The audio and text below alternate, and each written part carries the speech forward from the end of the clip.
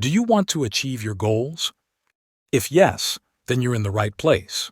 The 7 Habits of Highly Effective People is not just a self-improvement book. It's your guide to completely transforming your life. Do you remember when I mentioned in the book's introduction in the first video that this book will help you control your relationships, manage them, and use them to reach your goals? We're diving into the 4th, 5th, and 6th habits from The 7 Habits of Highly Effective People by Stephen Richards Covey. Grab your coffee or favorite drink, and let's enjoy. Dear viewer, in the previous videos, I thoroughly explained the book's introduction, and we discussed the 1st, 2nd, and 3rd habits from this life-changing book, The 7 Habits of Highly Effective People. When Stephen Covey wrote this book, his goal wasn't just to discuss the art of managing human relationships, but to learn how to achieve effectiveness in every aspect of your life. Effectiveness means productivity and benefit. Have you thought about the fact that relationships should be fruitful and beneficial? Most of us believe that the most important thing in a relationship is for it to be stable, free from problems, and long-lasting. Stephen Covey says this is good, but relationships should also be fruitful and beneficial. This means your relationships with your father, mother, brother, and sister should be beneficial. Your relationship with your life partner, in particular, shouldn't be limited to just sharing life details, having children, and forming an ordinary family. No, no, no. Your relationship with your life partner should be fruitful. Your partner should help you develop yourself, improve your situation, and achieve your dreams, and you should do the same for them. Stephen Covey says, I'll give you 3 habits that will help make your relationships beneficial, whether they are personal, professional, or in business. But you must remember that anyone you build a relationship with, especially your life partner, doesn't have to be identical or similar to you in thoughts, interests, activities, or personality. The important thing is that you and they are in agreement despite the differences. This is the most important thing.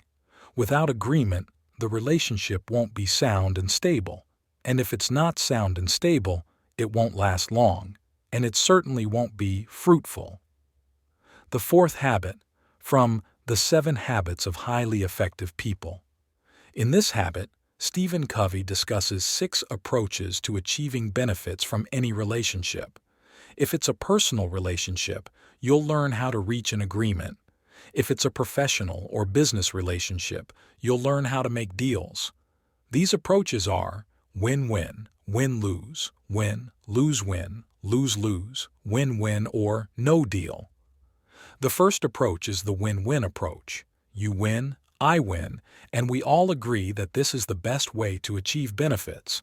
Stephen Covey says, no doubt, but I have a better approach than win-win, which we will talk about later. He explains that the win-win approach is based on cooperation, not on the competitive spirit like the win-lose approach.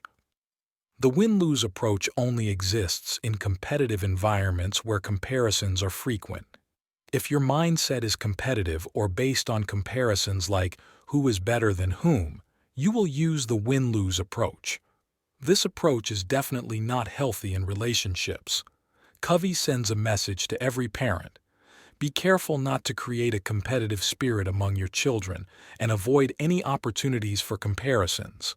This will instill a competitive mindset in your children, embedding the win-lose approach.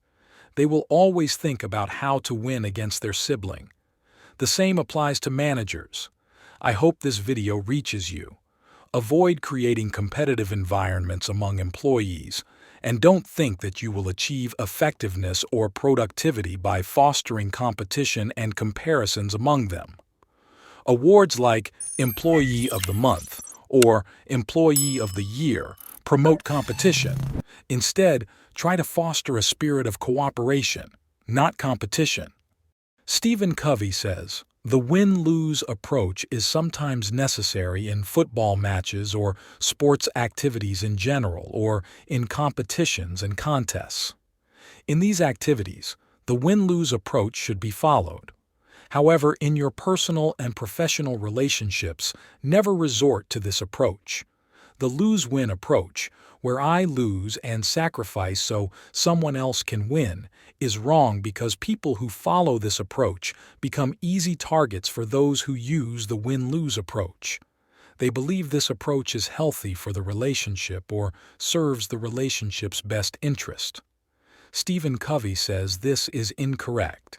It harms the relationship more than it helps, and it is detrimental to the health of those who use this approach because they suppress feelings of disappointment, sadness, and frustration. These feelings won't stay buried forever.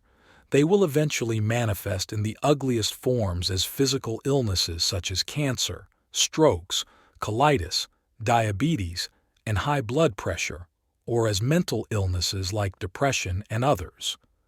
Thus, the lose-win approach and sacrificing for others is not the ideal way to achieve effectiveness.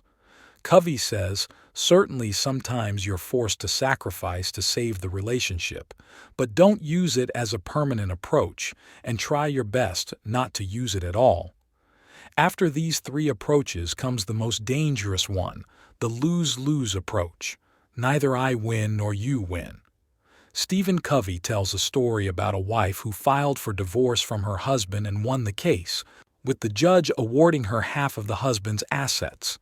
When the husband lost the case and knew he was losing, he sold all his properties, including real estate, cars, and bonds, for just $25.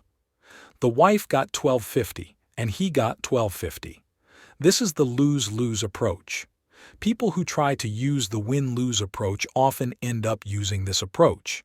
If they try to win and make you lose and they fail, they resort to the lose-lose approach. The fifth approach is the win approach. I don't care how I win. The important thing is that I win, regardless of whether others win or lose. Covey says, this approach indeed achieves effectiveness, but not in your personal and professional relationships. In personal and professional relationships, the best approach is win-win or no deal. What does that mean? Focus with me a bit. If you try to use the win-win approach with someone to ensure both you and they win, and if this approach doesn't work, then you should resort to the win-win or no deal approach. This means we must agree on something so both you and I win, and if we can't achieve that, we should abandon the idea. This is the best solution so that no one loses. Here is an example to illustrate this approach. If you and your partner agree on going to a certain restaurant or traveling to a certain city, and you try to choose a place that suits both of you, you are trying to achieve win-win. If you can't achieve this, cancel the outing altogether. This is what win-win or no deal means. This approach achieves effectiveness in relationships. Whether in most of your relationships, in adopting a new lifestyle, in making a new plan, in achieving a goal together, in a deal between you and one of your partners, or in a deal between you and a company. If you can't achieve the win-win approach, resort to no deal. So, the essence of the fourth habit is to try to achieve mutual agreement and benefit as much as possible. Habit 5. Don't ask others to understand you. Instead, try to understand them and see things from their perspective. Do your best to understand the other person and never attempt to make them understand you. Stephen Covey gave an example of this scenario. Suppose you have some problems with your eyes and decide to visit an eye doctor. After explaining your problem to the doctor, he takes off his glasses and hands them to you, saying, "Try these on, please. I've been wearing them for 10 years and they've really helped me. You can keep these glasses. I have another pair at home." You put the glasses on, but they make your problem worse. So you tell the doctor, "These are terrible. I can't see anything." The doctor responds, "They work well for me. Try again." You say, "I'm trying, but everything is blurry and I can't see clearly." He scolds you. "How ungrateful you are after all I've done to help you." Stephen Covey asks, "What are the chances of you returning to this doctor?" Surely, you would never go back. What happened in the example between you and the doctor is that the doctor represents a person who always tries to make you understand him and see things from his perspective. He will never reach a solution with you because he didn't understand you. If you always try to understand others in this way, you will always find justification and a solution.